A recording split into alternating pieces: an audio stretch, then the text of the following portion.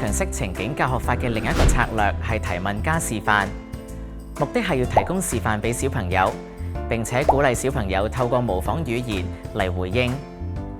其中一個常見嘅做法就係要小朋友模仿請求。當小朋友喺唔使用語言嘅情況底下，表現出對某樣物體或者活動有興趣嘅時候，模仿點樣去請求。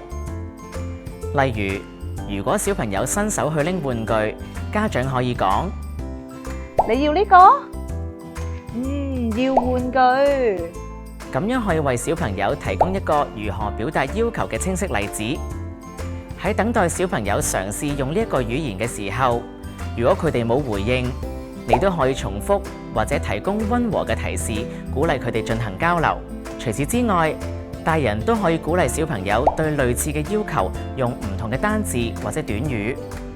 例如果佢哋經常要求果汁，我哋就可以叫佢模仿我想要果汁，或者可唔可以要果汁之類，擴大佢哋嘅詞彙量。我哋同時都必須鼓勵小朋友去嘗試，亦即係話，當小朋友成功咁樣根據你嘅提示提出請求嘅時候，透過讚美同埋滿足佢哋嘅請求嚟鞏固佢哋嘅能力，喺佢哋嘅溝通同埋得到佢哋想要嘅嘢之間建立聯繫。我哋按照小朋友感興趣嘅事物或者小朋友做緊嘅活動嚟提問，嚟鼓勵小朋友用口語表達請求。如果小朋友冇回應，家長可以講出答案作為一種示範。我哋提出問題，然後再提供示範，咁樣可以俾小朋友明白，日後當佢哋聽到呢個問題嘅時候，就知道跟住落嚟要講啲乜嘢。重複嘅示範能夠幫助小朋友有機會多啲接觸到目標嘅詞彙。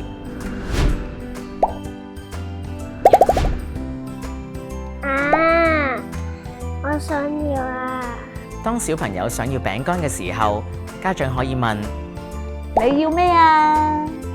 如果小朋友有能力回應，可以俾即時嘅口頭讚賞。如果佢冇回應嘅時候，家長可以講出答案，以作示範。哦，曲奇餅，你要曲奇餅。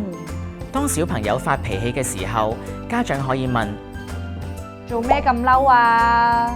如果小朋友有能力回應，我哋都可以俾即時嘅讚賞。如果佢冇回應，家長都可以講出答案，以作示範。